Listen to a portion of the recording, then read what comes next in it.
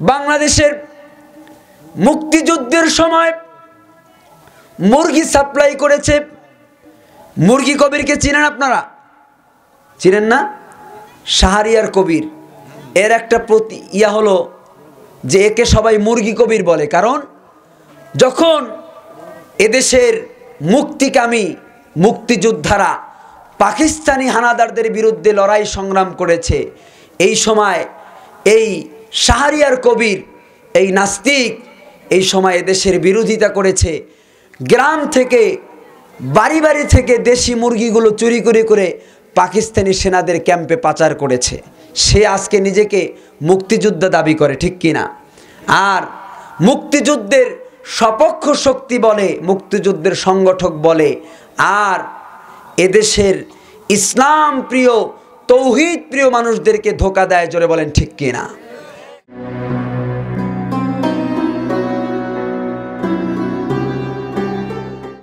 আউযু বিল্লাহি মিনাশ শাইতানির রাজীম। বিসমিল্লাহির রহমানির রহিম। ইয়া আইয়ুহান নাসু উবুদু রাব্বাকুমুল্লাযী খালাকাকুম ওয়াল্লাযীনা মিন ক্বাবলিকুম লাআল্লাকুম তাত্তাকুন। সাদাকাল্লাহুল আযীম। সম্মানিত হাজিরিন, আল্লাহ তাআলা ১৫০০ বছর আগে কোরআনুল কারীমকে নাজিল করলেন। আর এই কোরআনের ২ নম্বর সূরা বাকারার প্রথম ১৪টি আয়াতে আল্লাহ মানুষের মধ্যে ৩ শ্রেণীর মানুষের কথা আলোচনা করেছেন। কয় শ্রেণীর? সকলে জবাব দিতে হবে। কয় শ্রেণী? ৩ শ্রেণী। ১ নম্বর হলো মুমিন। ১ নম্বর কি? মুমিন। ২ নম্বর মুনাফিক। ২ নম্বর কি? মুনাফিক। ৩ নম্বর কাফের। পৃথিবীতে যত মানুষ আছে এই ৩ শ্রেণীর বাইরে কেউ না। বলবেন তাহলে মুশরিক কারা? সকল মুশরিকই কাফের, কিন্তু সকল কাফের মুশরিক না। তাহলে কাফেরদের মধ্যে মুশরিকরা আছে, ঠিক না? বুঝতেছেন কথা? আল্লাহ তাআলা কোরআনুল কারীমে মানব জাতিকে ৩ শ্রেণীতে ভাগ করলেন। এর বাইরে আপনি কোনো মানুষকে নিতে পারবেন না। আশ্চর্য হবেন, আল্লাহ তাআলা কোরআনে আলাদা ৩টা সূরাও নাজিল করেছেন। আল্লাহ সূরা নাজিল করেছেন সূরাতুল মুমিনুন, আবার আল্লাহ সূরা নাজিল করেছেন সূরাতুল মুনাফিকুন, আবার আল্লাহ সূরা নাজিল করেছেন সূরাতুল কাফিরুন। জোরে বলেন আল্লাহু আকবার। বন্ধুরা আমার, কোরআনুল কারীমের শুরুতে আল্লাহ তাআলা আয়াত নাজিল করলেন। আল্লাহ জানিয়ে দিলেন হুদাল্লিল মুত্তাকিন, এ কোরআন আমি নাজিল করেছি যার মধ্যে কোনো সন্দেহ নাই। জোরে বলেন ঠিক কিনা? সন্দেহের কোনো অবকাশ নাই। আর এ কোরআন এটা হলো পৃথিবীর সকল মুত্তাকিদের জন্য হেদায়েত। জোরে বলি সুবহানাল্লাহ। এরপরে আল্লাহ জানিয়ে দিয়েছেন আল্লাযীনা ইউমিনুনা বিল গায়বি ওয়া ইউকিমুনাস সালাহ ওয়া মিম্মা রাযাকনাহুম ইউনফিকুন। আল্লাহ তাআলা বলেছে যারা গায়েবের উপর ঈমান এনেছে আর প্রতিদিন ৫ ওয়াক্ত সালাতকে যারা ঠিকমতো আদায় করে, এবং আল্লাহ তাআলা যে রিজিক দান করেছে, যে সম্পদ তাকে দান করেছে, ওই রিজিক থেকে ব্যয় করে। জোরে বলি সুবহানাল্লাহ। এরপর আল্লাহ তাআলা আখিরাতের বিশ্বাসের কথা বলেছে ওয়া বিল আখিরাতি হুম ইউকিনুন। যারা মুমিন তাদের হৃদয়ে প্রবল বিশ্বাস আছে আখিরাতের উপরে। জোরে বলেন ঠিক কিনা? এরপরে আল্লাহ তাআলা জানিয়ে দিলেন উলাইকা আলা হুদাম মির রাব্বিহিম ওয়া উলাইকা হুমুল মুফলিহুন। জোরে বলি আল্লাহু আকবার। আল্লাহ বললেন এই কাজগুলো যারা আঞ্জাম দিবে, যারা আল্লাহ তাআলাকে না দেখে বিশ্বাস করবে, সালাত ঠিকমতো আদায় করবে, আল্লাহ যা রিজিক দিয়েছেন এই রিজিক থেকে আল্লাহর রাস্তায় ব্যয় করবে, পরকালের উপর বিশ্বাস রাখবে, তারাই হলো সফল। তাদেরই কি আল্লাহ সফলতার গ্যারান্টি দিয়েছেন? জোরে বলেন সুবহানাল্লাহ। আল্লাহ তাআলা সূরা বাকারার 21 নম্বর আয়াতে এসে মানুষদেরকে ইবাদতের আদেশ করলেন। আল্লাহ তাআলা বললেন, ইয়া আইয়ুহান নাস উবুদু রাব্বাকুমুল্লাযী খালাকাকুম ওয়াল্লাযীনা মিন ক্বাবলিকুম লাআল্লাকুম তাত্তাকুন। কার ঘোষণা? আল্লাহ তাআলা বলেছেন, হাবিব বন্ধু আপনি জানিয়ে দেন, হে পৃথিবীর মানুষেরা তোমরা ইবাদত করো রবের। কার? আল্লাহ রব শব্দটাকে এখানে নিয়ে এসেছেন যে রবের ইবাদত করো। আর আল্লাহ তাআলা বললেন রব হলেন তিনি যিনি তোমাকে সৃষ্টি করেছেন, তোমাদের পূর্ববর্তীদেরকেও সৃষ্টি করেছেন। লাআল্লাকুম তাত্তাকুন এর ব্যাখ্যায় মুফাসসিরগণ লেখেন শিরক কুফর থেকে সব ধরনের অপরাধ থেকে বেঁচে তারপরে তোমরা ইবাদত করো। জোরে বলেন আল্লাহু আকবার। গুরুত্বপূর্ণ বিষয় হলো আল্লাহ তাআলা বললেন, ইয়া আইয়ুহান নাস উবুদু রাব্বাকুমুল্লাযী খালাকাকুম, তোমরা তোমাদের রবের ইবাদত করো। কেন আল্লাহ তাআলা রবের ইবাদত করতে বললেন? তাফসীরের মধ্যে সুয়ালে মুকাদ্দারে কিছু প্রশ্ন এসেছে। আল্লাহ তাআলা তো বলতে পারতেন উবুদুল্লাহ, তোমরা আল্লাহর ইবাদত করো, বলতে পারতেন কিনা?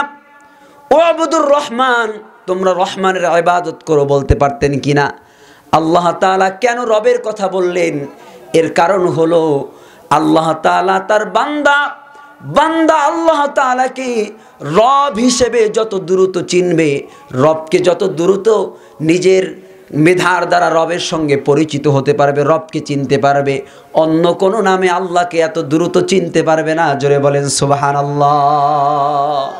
দেখেন পৃথিবীর প্রথম মানুষ সাইয়্যিদুনা হযরত আদম সফিউল্লাহ আলাইহিস সালাম। কষ্ট হচ্ছে আপনাদের? আমি আল্লাহর কোরআন থেকে কথা বলছি, বুঝতে পারতেছেন তো? একটু মনোযোগ দিয়ে শোনার চেষ্টা করেন। আল্লাহর কোরআনের কথা শুনলে লাভ, জানলে লাভ, মানলে লাভ। কিয়ামতে কোরআন তাদের জন্য সুপারিশকারী হয়ে যাবে। জোরে বলেন ঠিক কিনা? বন্ধুরা আমার, দেখেন হযরত আদম আলাইহিস সালাম তিনি একটি ভুল করলেন, এরপরে আল্লাহর কাছে ক্ষমা চাইলেন। আল্লাহকে প্রথম কোন পরিচয়ে দ্বারা সম্বোধন করলেন? আল্লাহ কোরআনে সে আয়াত নাজিল করে পৃথিবীবাসীকে জানিয়ে দিলেন।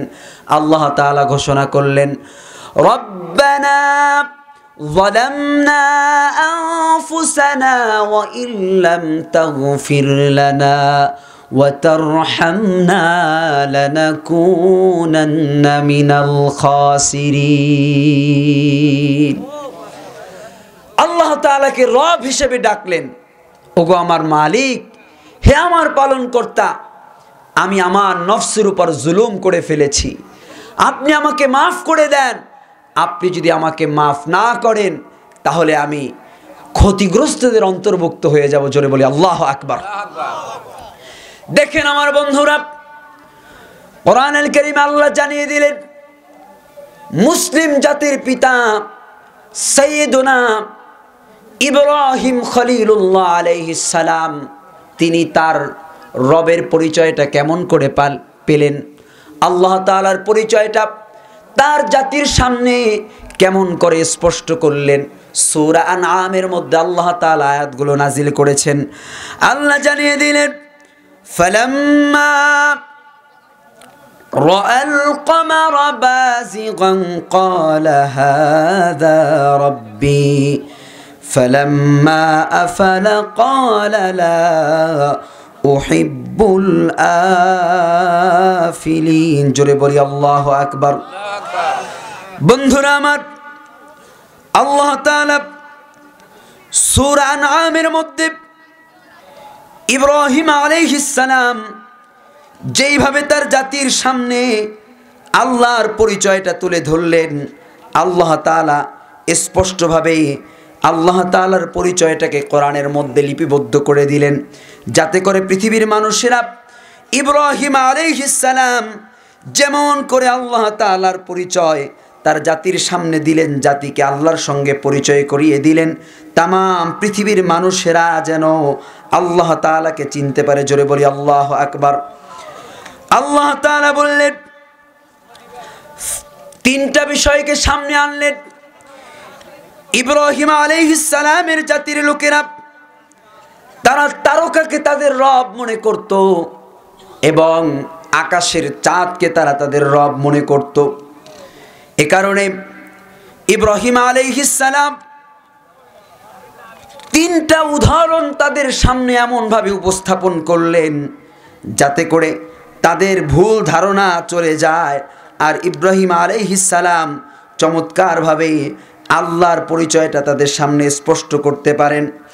বন্ধুরা আমার, প্রথমে ইব্রাহিম আলাইহিস সালাম তাদের সামনে বললেন, ফালাম্মা জান্না আলাইহিল লাইলু রাআ কাওকাবা।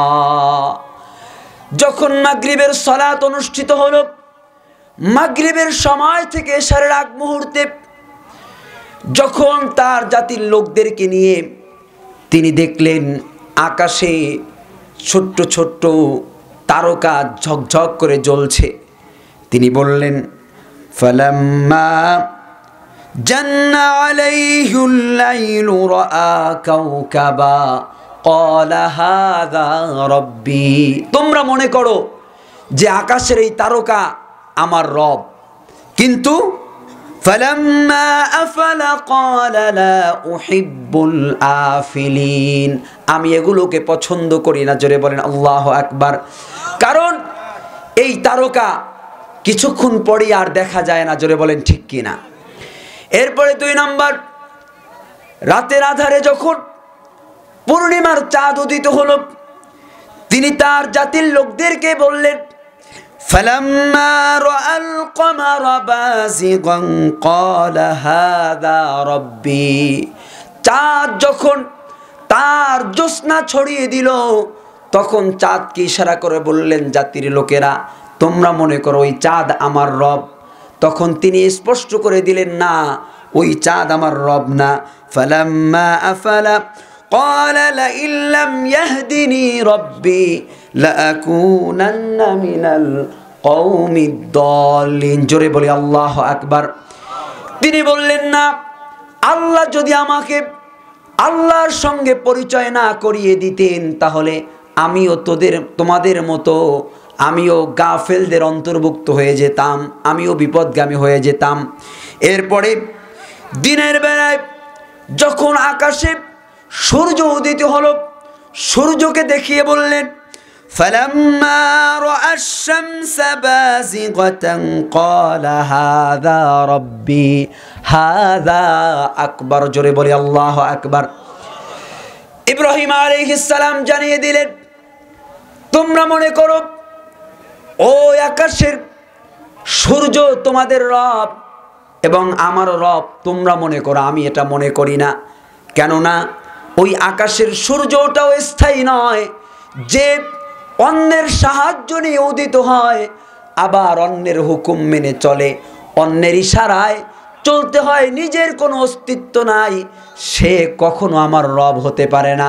তবে শুনে নাও মুশরিকরা, আমার রবকে, তিনি তার রবের পরিচয়টা স্পষ্ট করে দিলেন। তিনি বললেন, ইন্নী ওয়াজ্জাহতু ওয়াজহিয়া লিল্লাযী ফাতারাস সামাওয়াতি ওয়াল আরদা হানিফাও ওয়া মা আনা মিনাল মুশরিকিন। জোরে বলি আল্লাহু আকবার।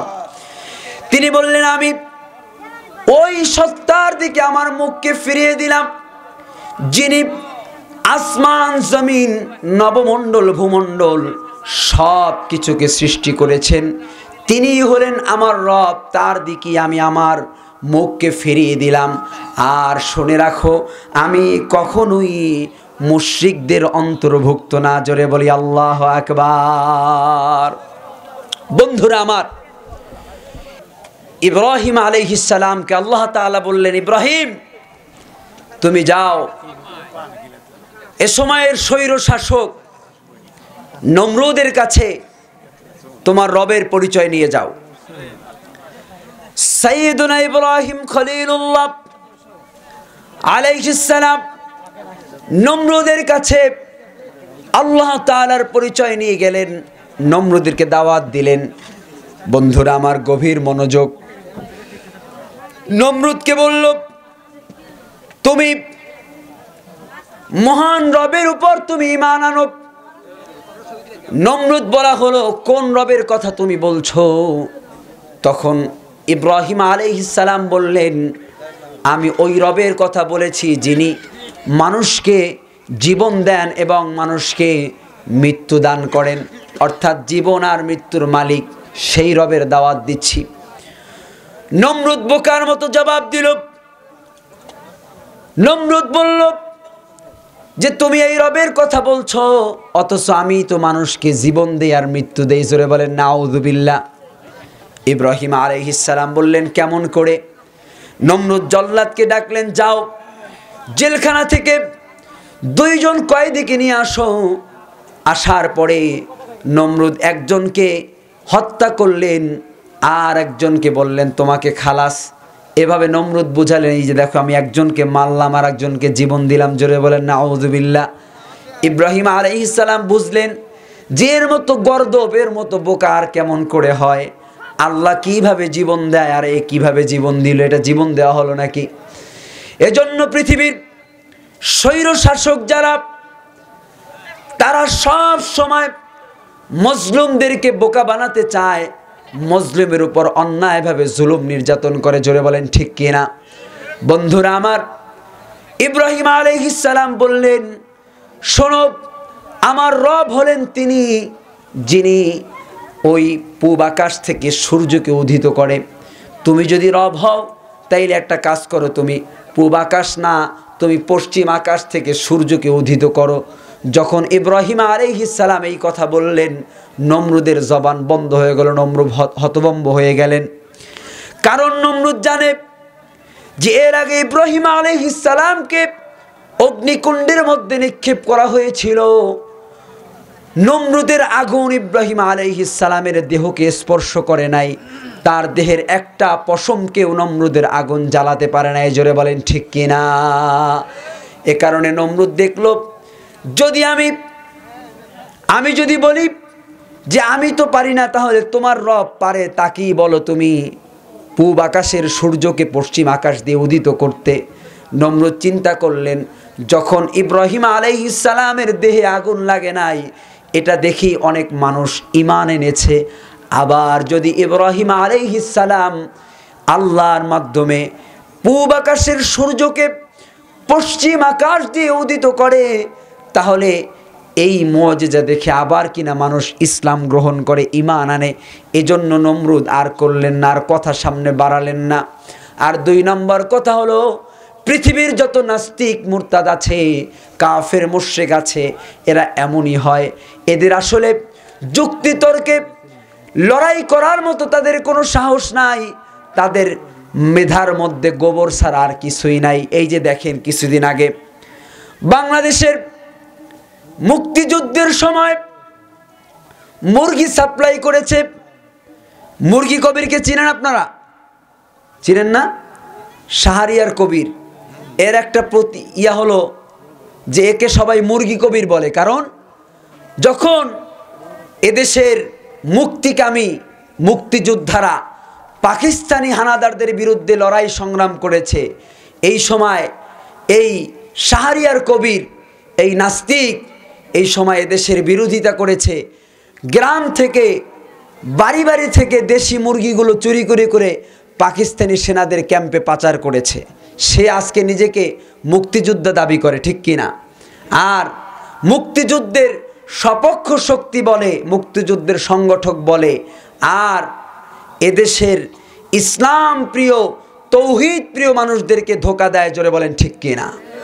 বন্ধুরা আমার, এর সাথে আমার ওস্তাদ ডক্টর এনায়েতুল্লাহ আব্বাসী পীর সাহেব জৌনপুরি হুজুর একটা টক শো করছেন, দেখছেন আপনারা? তাকে নাস্তানাবুদ করে দিয়েছেন। সে ডক্টর এনায়েতুল্লাহ আব্বাসী হুজুরের টকশের জবাব দিতে পারে নাই, কিন্তু কিছুক্ষণ মিথ্যাচার করছে, ইনিয়ে বিনিয়ে একই কথা বারবার বলছে, তার যুক্তি খণ্ডন করে তাকে উচিত জবাব দিয়েছে।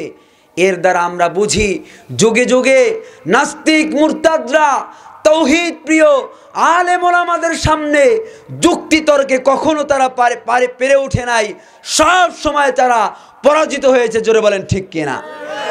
বন্ধুরা আমার, এ কারণে নমরুদ ওই সময় ইব্রাহিম আলাইহিস সালামের যুক্তিতে পেরে ওঠে নাই, তার সঙ্গে হেরে গিয়েছে, জোরে বলেন আল্লাহু আকবার।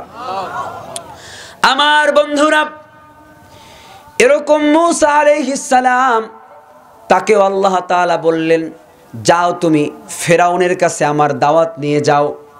মূসা আলাইহিস সালাম আল্লাহর কাছে বললেন, আল্লাহ ক্বালা রাব্বি ইশরাহ লি সাদরি ওয়া ইয়াসসির লি আমরি ওয়াহলুল উকদাতাম মিন লিসানি ইয়াফকাহু কওলি। জোরে বলি আল্লাহু আকবার। বললেন, আল্লাহ আপনি আমার সিনাকে প্রশস্ত করে দেন, কারণ বুকে যদি সাহস না থাকে তাহলে কথা বলা যায় না, জোরে বলেন ঠিক কিনা? ফেরাউন এত বড় শাসক, পৃথিবীতে এত রাজত্ব তার, এত ক্ষমতা, তার কাছে ইমানের দাওয়াত নিয়ে যাব, তুমি আমার সিনাকে প্রশস্ত করে দাও, আর আমার জবানে যে জড়তা আছে এই জড়তাকে তুমি দূর করে দাও। আর আল্লাহর কাছে বললেন, ওয়াজআললি হারুনা আখি উশদুদ বিহি আজরি ওয়া আশরিকহু ফি আমরি। জোরে বলি আল্লাহু আকবার। বললেন, আল্লাহ আমার বড় ভাই হারুনকেও আপনি আমার সাথে যাওয়ার হুকুম দেন। আল্লাহ তাআলা মূসা আলাইহিস সালামকেও নবুয়ত দিলেন, রিসালাত দিলেন, আর হারুন আলাইহিস সালামকেও নবুয়ত দিলেন। জোরে বলেন আলহামদুলিল্লাহ। দুই ভাইকে আল্লাহ আদেশ করলেন, যাও ফেরাউনের কাছে দাওয়াত নিয়ে যাও। যখন মূসা আলাইহিস সালাম ফেরাউনের কাছে আল্লাহর পক্ষ থেকে দাওয়াত নিয়ে গেলেন, ফেরাউন দাওয়াতকে প্রত্যাখ্যান করল। ফেরাউন বলল, আমিও তো রব। তিনি বললেন, আনা রব্বুকুমুল আ'লা, আমি তো বড় রব, আমিও তো মানুষকে জীবন দেই আবার মৃত্যু দেই। ফেরাউনও নমরুদের পদঙ্ক অনুসরণ করলেন। ফেরাউন প্রথমে বললেন, এই যে দেখো জেলখানায় কোনো আসামি আছে কিনা।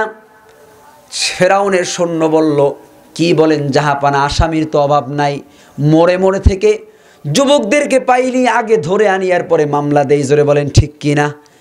ফেরাউন এই আইন তার সময় জারি রেখেছিল, লোকদেরকে ধরে নিয়ে এসেছে, ওদের অপরাধ কি ওরা জানে না।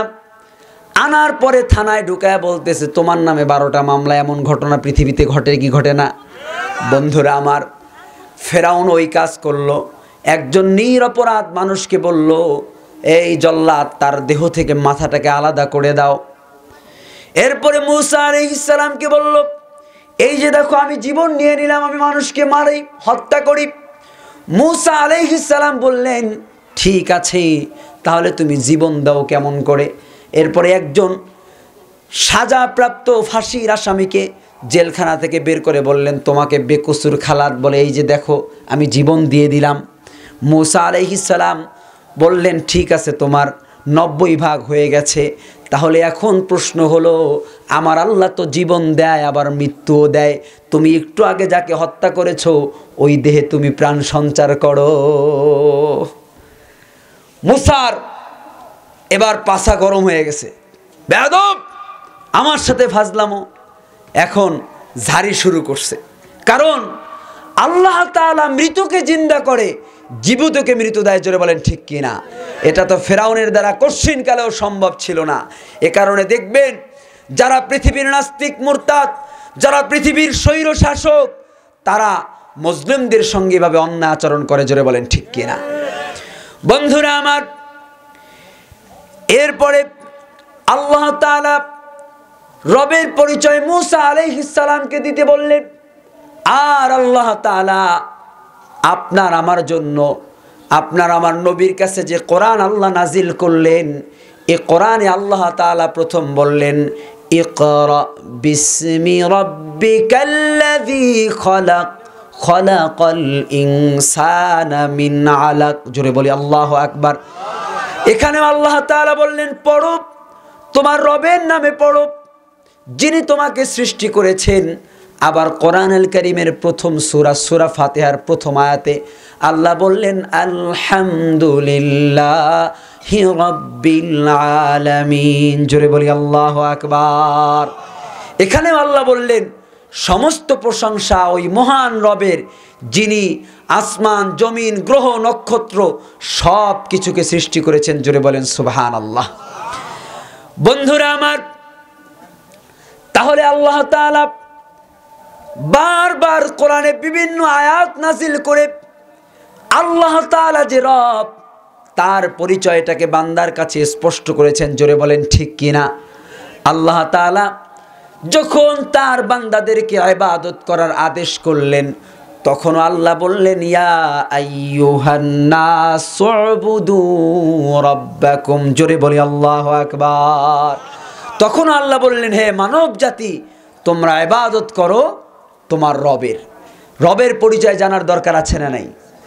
বন্ধুরা আমার, রব এটা মূলত তারবিয়া অর্থে ব্যবহার হয়। আর রব্বু বিমানে তারবিয়া হিয়া তাফযীকুশ শাইআ শাইআন ইলা কামালিহি ফাশাইআ। জোরে বলি আল্লাহু আকবার। রব মূলত তারবিয়া অর্থে ব্যবহার হয়। আর তারবিয়া বলা হয় ওই সত্তাকে যিনি সৃষ্টির পরে ধীরে ধীরে ক্রমে ক্রমে হঠাৎ করে না, সৃষ্টির পূর্ণতায় পৌঁছে দেয়। দুনিয়ায় বাঁচার যে সিস্টেম তাকে জানতে হবে, এই পদ্ধতি তাকে শিখিয়ে দেয়, এরপরে তার পূর্ণতায় পৌঁছে দেয়। তিনি হলেন রব, আর এটা করেন আল্লাহ তাআলা। এজন্য আল্লাহ হলেন রব্বিল আলামিন। জোরে বলেন ঠিক কিনা? এজন্য আমার বন্ধুরা, কোরআনুল কারীমে আল্লাহ তাআলা অনেকগুলো সুসংবাদ দিয়েছেন। যারা দুনিয়ায় স্বীকৃতি দিবে আমার রব হচ্ছেন আল্লাহ, তাদের সঙ্গে কোরআনে আমার আল্লাহ অনেকগুলো ওয়াদা করেছেন। বন্ধুরা আমার, আল্লাহর কোরআন থেকে আমি আপনাদেরকে একটু শোনাই। আল্লাহ তাআলা বলেন, ইন্নাল্লাযীনা ক্বালু রাব্বুনাল্লাহ। আল্লাহ বলেন, যে ব্যক্তি স্বীকৃতি দিবে আমার রব হচ্ছেন আল্লাহ। জোরে বলেন আমাদের রব কে? আল্লাহ। আরো জোরে বলেন আমাদের রব কে? আল্লাহ। যখন বান্দা স্বীকৃতি দিবে আমার রব হচ্ছেন আল্লাহ, সুম্মা ইসতাকামু আই সুম্মা সাব্বাতু আকদামাহুম আলা হাযাল কওল, এই কথার উপরে অটুট এবং অবিচল থাকবে মরণ পর্যন্ত। মৃত্যুর আগে আল্লাহ তাআলা তার ওই বান্দাকে দুইটা শুভ সংবাদ, দুইটা পুরস্কার দিয়ে ধন্য করবে। জোরে বলি আল্লাহু আকবার। সবার মনোযোগ আছে? বন্ধুরা আমার, গভীর মনোযোগ। আমি মূল আলোচনায় ঢুকে পড়েছি, একটু বোঝার চেষ্টা করেন। আল্লাহ তাআলা বললেন, তাতানাজ্জালু আলাইহিমুল মালায়েকা, আমি আমার বান্দার শিয়রে ফেরেশতা নাজিল করব। কেন আল্লাহ তাআলা ফেরেশতা নাজিল করবে? আল্লাহ তাআলা নিজেই জবাব দিলেন, ইন্নাল্লাযীনা ক্বালু রাব্বুনাল্লাহ সুম্মা ইসতাকামু তাতানাজ্জালু আলাইহিমুল মালায়েকা আল্লা তাখাফু ওয়া লা তাহজানু ওয়া আবশিরু বিল জান্নাহ। জোরে বলি আল্লাহু আকবার। আল্লাহ বললেন, আমার মুমিন বান্দা বান্দি যখন দুনিয়া থেকে মৃত্যুবরণ করবে, হৃদয়ের মধ্যে দুইটা ভয় চলে আসে। জোরে বলেন কয়টা ভয়? এক নম্বর ভয়, এই দুনিয়ায় আমার সন্তান সন্ততি আছে, আমার স্ত্রী আছে, আমি যদি মারা যাই তাহলে আমার সন্তানগুলো এতিম হয়ে যাবে, এই ভয় মুমিনের হৃদয়ে আছে না নাই? আহা, আমি যদি মারা যাই আমার স্ত্রী বিধবা হয়ে যাবে, কে আমার স্ত্রীর ভরণ পোষণের দায়িত্ব নেবে, এটা একটা ভয়। এজন্য আল্লাহর ফেরেশতা তার কানের কাছে এসে তাকে অভয়বাণী শোনায়। তিনি বলে, আল্লাহ তাখাফু, রে আল্লাহর বান্দা তোমার কোনো ভয় নাই। তোমার দুনিয়ায় যত আওলাদ আছে, তোমার যত প্রিয়জন আছে, তাদের হেফাজত আর কেসালতের দায়িত্বটা আল্লাহ সুবহানাহু ওয়া তাআলা গ্রহণ করেছে।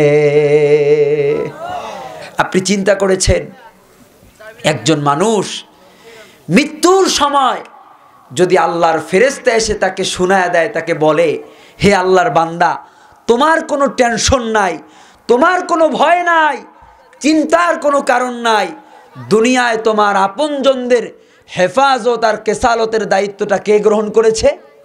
আল্লাহ। তখন এটা হলো দুনিয়ার শুভ সংবাদ। 2 নাম্বার, আল্লাহ তাআলা পরকালীন শুভ সংবাদকে জানিয়ে দেয়। আল্লাহ তাআলা বলে, ওয়াবশিরু বিল জান্নাহ। ফেরেশতা বলে, রে আল্লাহর গোলাম, মুমিনের হৃদয়ে ভয়, কবরে আমি একা একা কেমনে থাকব? কবরেতে কোনো সাথী নাই, বাতি নাই, কবরে একা একা যাওয়া লাগে। জোরে বলেন ঠিক কিনা? এই পৃথিবীর একজন বাদশাহ, শাহে সিকান্দার, বাদশাহ জুলকারনাইন, কত সম্পদ তার ছিল। শাহে সিকান্দার, কোরআনুল কারীমে যার নাম বলা হয়েছে যুলকারনাইন। যুলকারনাইন বাদশাহ, 7 সাম্রাজ্যের বাদশাহ। তিনি যখন পৃথিবী থেকে বিদায় নেবে, সন্তানদেরকে আদেশ করলেন, কলিজার টুকরা সন্তানেরা, আমি যখন পৃথিবী থেকে বিদায় নেব তোমরা আমাকে গোসল দিবা, আমাকে তোমরা সাদা কাপন পরিয়ে তারপরে তোমরা আমাকে কবরের দিকে নিয়ে যাবা। শুনে রাখো, যখন তোমরা আমাকে কবরের দিকে নিয়ে যাবা, আমার কাপড়ের মধ্য থেকে আমার হাত 2টা বের করে রাখবা। সন্তান প্রশ্ন করল, আব্বুজি পৃথিবীতেই তো পূর্বে এমন ওসিয়ত কেউ তো করে নাই, এমন আশ্চর্যজনক ওসিয়ত আপনি কেন করলেন? তখন তিনি সন্তানদেরকে জবাব দিলেন, কলিজার টুকরা সন্তান, মনে রাখবা আমি শাহে সিকান্দার, 7 সাম্রাজ্যের বাদশাহ। আমি মৃত্যুর পরে যখন আমি কবরে যাব, আমি পৃথিবীর দুনিয়াদার মানুষদেরকে 2টা কথা বলে যেতে চাই।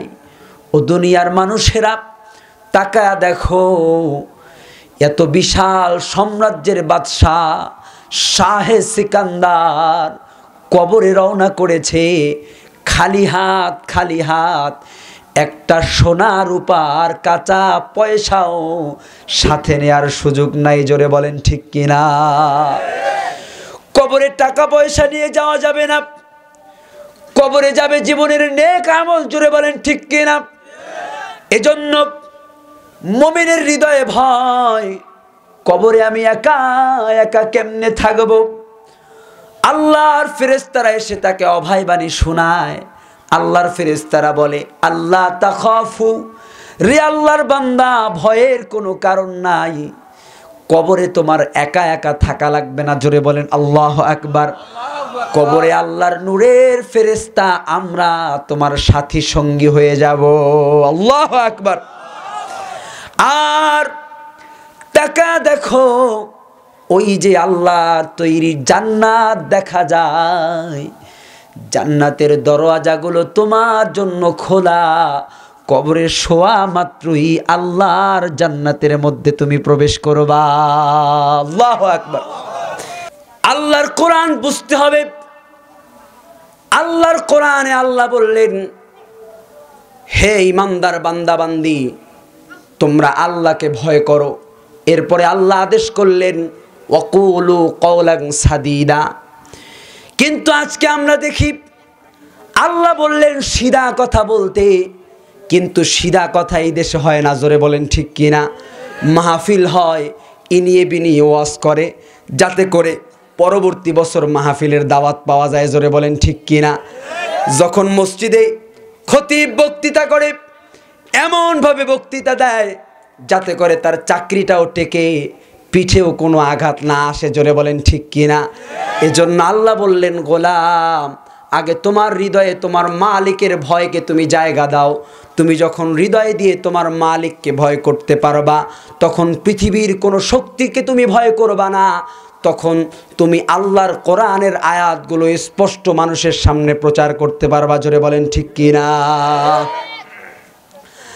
আল্লাহ তাআলা শুভ সংবাদ দিচ্ছেন,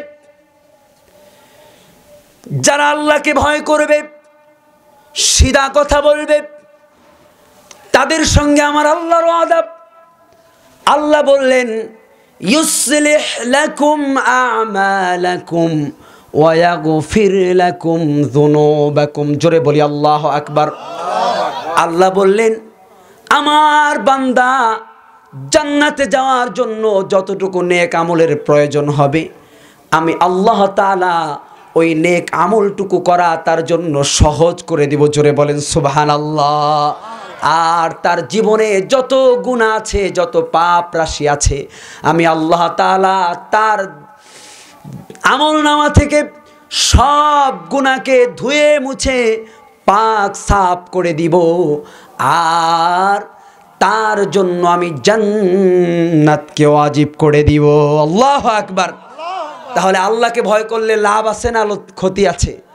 আরো জোরে লাভ আছে। বন্ধুরা আমার, মুত্তাকির সঙ্গে আমার আল্লাহর আরো অনেকগুলো ওয়াদা আছে। আমার মা বোনদের দৃষ্টি আকর্ষণ করেছি, একটু মনোযোগ দিয়ে আল্লাহর কোরআনের আয়াতগুলো বুঝতে হবে। আল্লাহ তাআলা ঘোষণা করলেন, وسارعوا إلى مغفرة من ربكم وجنة عرضها السماوات والأرض। জোরে বলি আল্লাহু আকবার। আল্লাহু আকবার। আল্লাহ বললেন, তোমরা দ্রুত ধাবমান হও, আর আল্লাহর পক্ষ থেকে তোমরা ক্ষমার ঘোষণা নাও। আল্লাহ তাআলা তোমাদেরকে মাফ করে দিবেন।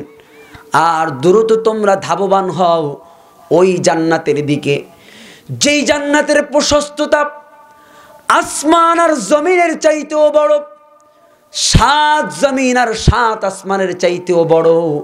ওই জান্নাতের দিকে তোমরা দ্রুত ধাবমান হও।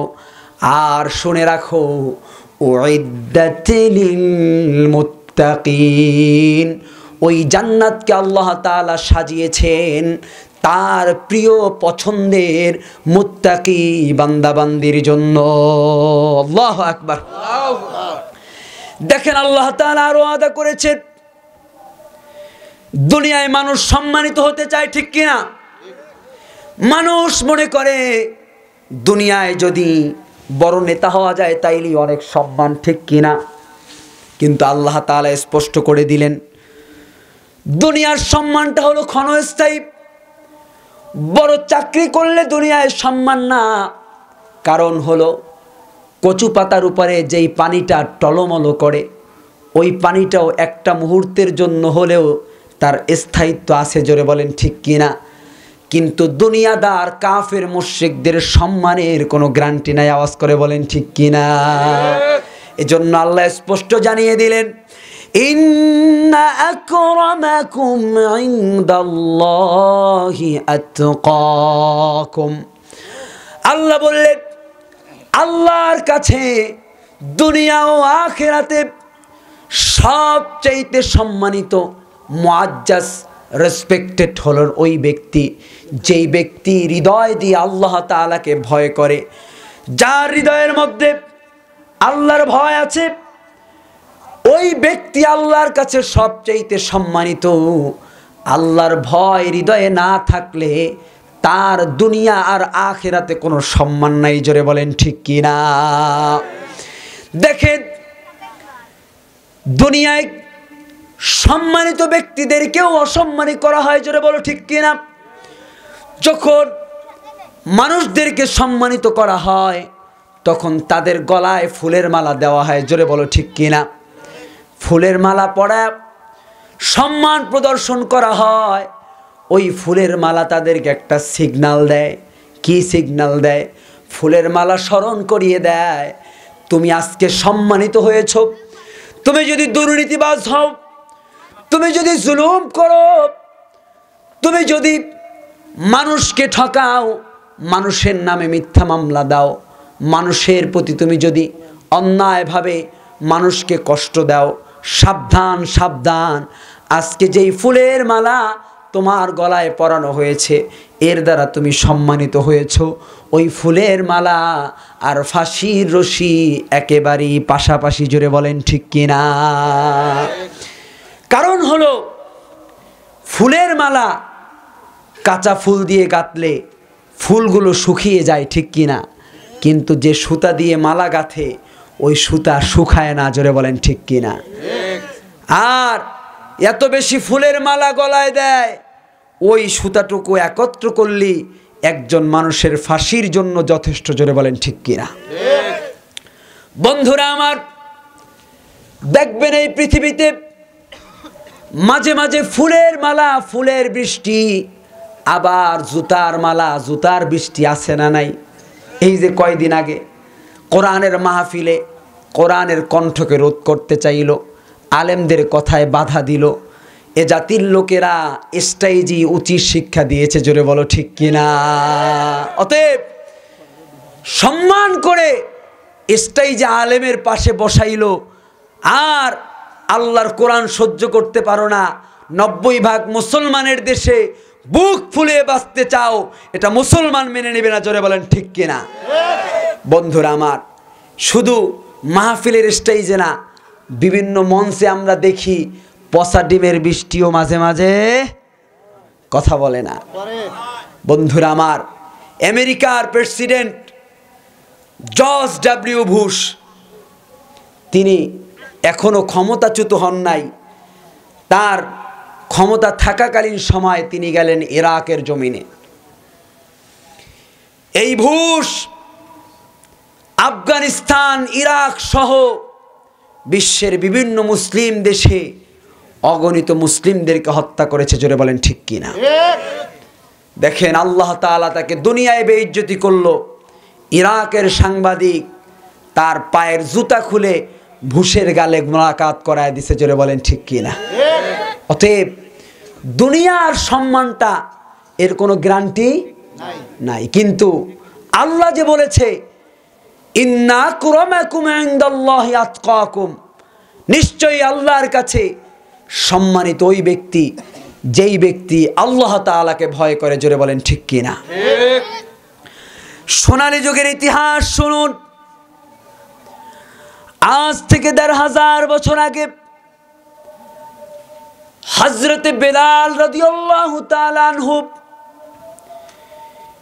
যাকে মক্কার বাজারে সিত্তাতু দারাহিম, মাত্র ৬ দিরহামে বেলালকে কেনা বেচা করা হতো। জোরে বলেন ঠিক কিনা?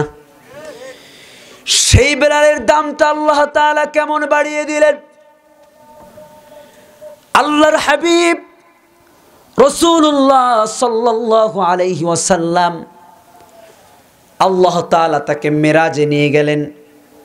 মেরাজ থেকে রাসূল দুনিয়া আসার পরে রাসূল ডেকে বললেন, রে বেলাল, চুপি চুপি কি আমল করে আমার মাওলাকে রাজি করে ফেলেছ? হযরতে বেলাল কোনো কথা বললেন না। সাহাবায়ে কেরাম প্রশ্ন করলেন, ইয়া রাসূলুল্লাহ, আপনার বেলাল কেমন করে আল্লাহ তাআলাকে রাজি আর খুশি করিয়েছে? আল্লাহ তাআলা বললেন, হে আমার সাহাবীরা শোনো, আমি যখন ৭ আসমানের উপরে জান্নাতুল ফিরদাউসের মধ্যে আরোহণ করি, এমন সময় আমি শুনতে পেলাম আমার কানে আমার বেলালের পায়ের শব্দ ভেসে এসেছে। জোরে বলেন সুবহানাল্লাহ। আমি লক্ষ্য করলাম জান্নাতুল ফিরদাউসের মধ্যে আমার বেলাল হাঁটতেছে। আল্লাহু আকবার। বন্ধুরা আমার, এটা হলো হযরতে বেলালের পরকালীন সম্মান। হযরতে বেলাল দুই চোখের পানি ছেড়ে দিয়ে বললেন, ওগো আল্লাহর হাবিব, আমার জীবনে তেমন কোনো আমল নাই, তবে আমি যখন ওযু করি, পবিত্র হই, পরে তৎক্ষণাৎ আমি 2 রাকাত তাহিয়াতুল উযুর নামাজ আদায় করি। জোরে বলেন আল্লাহু আকবার। বন্ধুরা আমার, আল্লাহ তাআলা বেলালের দামটা দুনিয়ায় কেমন বাড়িয়ে দিলেন। বুখারীর 2য় খণ্ডে এসেছে হযরত ওমর ফারুক রাদিয়াল্লাহু তাআলা আনহুর কথা।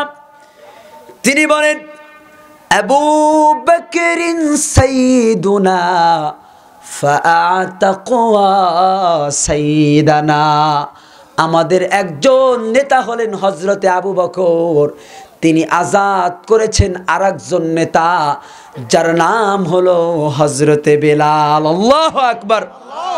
আপনি চিন্তা করেন, একটু মাথা খাটান, হযরতে ওমর দুনিয়ায় যাকে বলে নেতা, তার দাম দুনিয়ায় কম না বেশি? কত দাম লাগবে? এ দুনিয়ার পাতি নেতাদের মতো না। হযরতে বেলাল দেখতে ছিল কালো, কিন্তু তার ভিতরটা ছিল আলো আর আলো। জোরে বলেন ঠিক কিনা? আজকে আমরা অবাক হই, বাক স্বাধীনতার নামে কিছু নাস্তিক, কিছু কুলাঙ্গার আমার নবীর আরশ চুম্বি সম্মানের মধ্যে কালিমা রোপণ করে। জোরে বলেন ঠিক কিনা? তারা আমার নবীর আরশ চুম্বি সম্মানকে তারা নষ্ট করতে চায়, তারা আমার নবীর বিরুদ্ধে মিথ্যাচার করে। জোরে বলেন ঠিক কিনা? আর তারা বলে যে একজন মানুষের বাক স্বাধীনতা আছে। ও মুসলমান, এই বাক স্বাধীনতা কারে কয়? আমার নবীর আগমন না হলে পৃথিবীর মানুষ বাক স্বাধীনতা কি বুঝতো না? জোরে বলেন ঠিক কিনা? ১৫০০ বছর আগে রাসূল একটা পাত্রে খাবার গ্রহণ করেছে। এমন সময় রাসূল লক্ষ্য করলেন হযরতে বেলাল রাসূলের সামনে দিয়ে যায়। আল্লাহর হাবিব বললেন, রে বেলাল, বেলাল রে, আয় আয়, আমি মুহাম্মাদের সঙ্গে একই প্লেটে তুমিও আমার সাথে খাবার গ্রহণ করো। আল্লাহু আকবার। হযরতে বেলাল ফেলফেল করে কেঁদে দিলেন আর বললেন, ওগো আল্লাহর হাবিব, এই দুনিয়ায় যদি আপনার আগমন না হতো, আমি বেলাল যে মানুষ এটা কোনোদিন বুঝতাম না। আল্লাহু আকবার। তাহলে যেই নবী মানবতার পক্ষে সারাটা জীবন বিলিয়ে দিল, যেই নবী মানবতার কল্যাণে তার গোটা জীবনটাকে বিলীন করলেন, আজকে তোমরা যারা সেই নবীর বিরুদ্ধে বিষোদ্গার করছো, মিথ্যাচার করছো, তোমরা জেনে রাখো, ইসলাম প্রিয়, তৌহিদ প্রিয় নবীর আশিক, নবীর উম্মতরা তোমাদেরকে ছেড়ে দিবে না। জোরে বলেন ঠিক কিনা?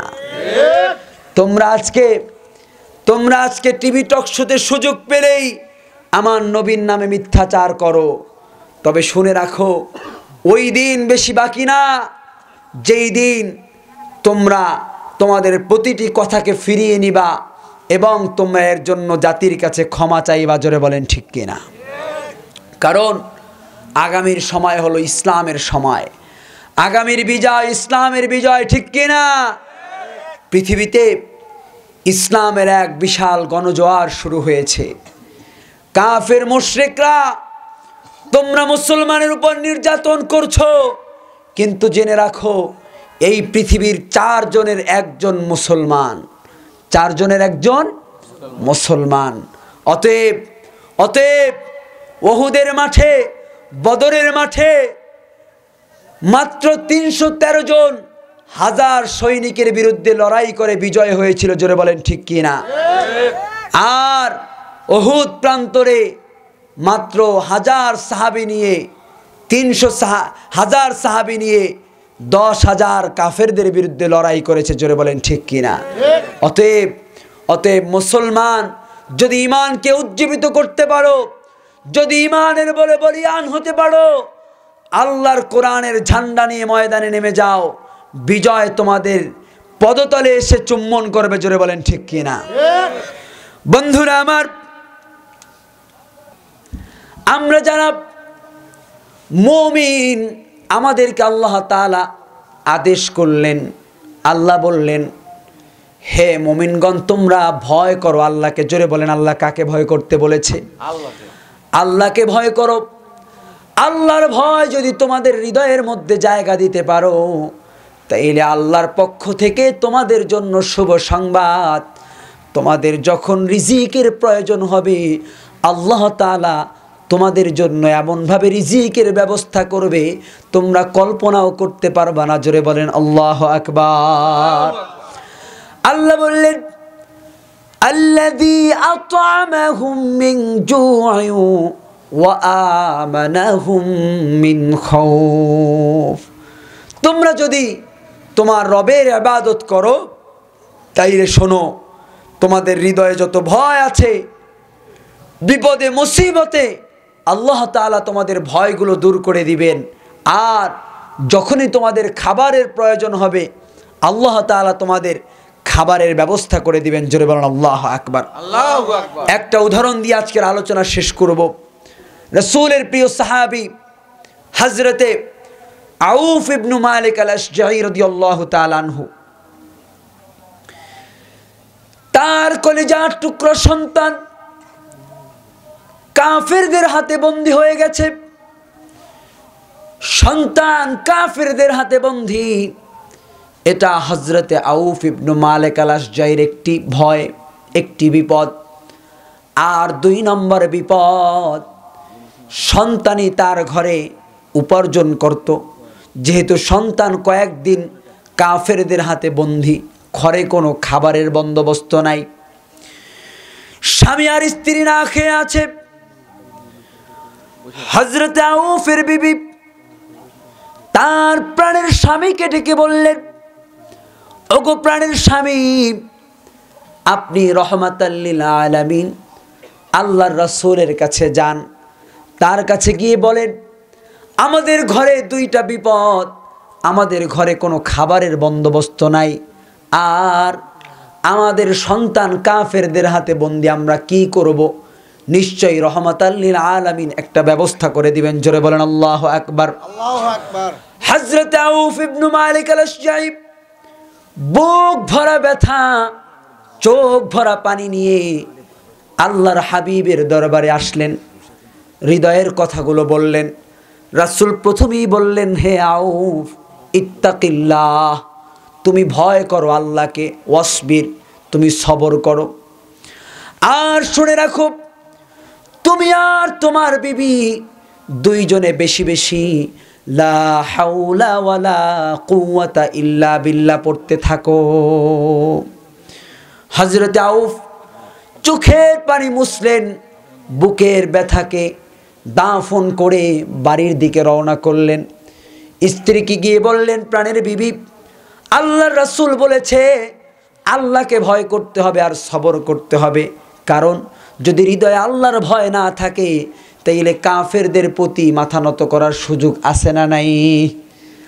আর সবর করতে হবে, সবর না থাকলে বিপদে বিচলিত হওয়ার সুযোগ আছে না নাই? আর বলেছে লা হাওলা ওয়ালা কুওয়াতা ইল্লা বিল্লাহ পাঠ করতে। আল্লাহ তাআলা আমাদের এই বিপদ থেকে আমাদেরকে বাঁচায়া দিবেন।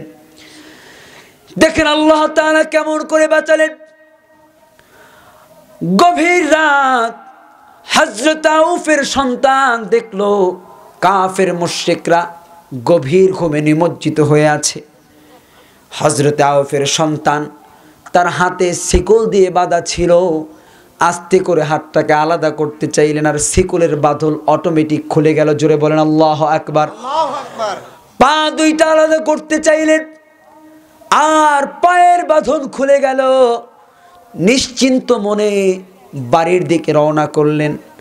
এমন সময় মনে আসলো, আমি তো কয়েকদিন বাড়িতে নাই, আমার ঘরে কোনো খাবারের বন্দোবস্ত নাই, আহা যদি কিছু রিজিক নিয়ে যাই তাহলেই আমার বাবা মা আমরা কিছু খেতে পারবো, কি রিজিক নিয়ে যাব। পাশেই তাকিয়ে দেখলেন বিশাল বকরির পাল দেখা যায়। একটা বকরিকেও হাত দিয়ে পিছন দিয়ে নাড়া দিলেন না। বকরিদের দিকে তাকায় বললেন, রে বকরির দল, আমিও তো যাচ্ছি, চল তোরাও আমার সঙ্গে চল। যখন বাড়ির সামনে আসলো, ঘরের গেটে নক করলো, আর পিছনে তাকায় দেখলো 4000 বকরির বিশাল একটা পাল আউফ ইবনু মালিক আল আশজাইর সন্তানের সাথে চলে এসেছে। আল্লাহু আকবার। তাহলে আল্লাহর ভয় যদি হৃদয়ে থাকে, আল্লাহ তাআলাকে যদি আমরা হৃদয় দিয়ে ভয় করতে পারি, তাহলে আল্লাহর রাসূলের সাহাবী আউফ ইবনু মালিক আল আশজাইর বিপদ থেকে আল্লাহ তাআলা যেভাবে উদ্ধার করেছেন, আমাদের জীবনের বিপদগুলো থেকেও আল্লাহ তাআলা আমাদেরকে এমনভাবে বাঁচাবেন আমরা কল্পনাও করতে পারবো না। জোরে বলেন ঠিক কিনা? এজন্য আমরা যেন হৃদয় থেকে ভয় করে, হৃদয়ের সবটুকুন ভালোবাসা দিয়ে, আল্লাহ তাআলার ভয় হৃদয়ে লালন করে আমরা আমাদের জীবনকে সামনের দিকে এগিয়ে নিতে পারি। আল্লাহ তৌফিক দান করুক। সকলে বলি আমিন।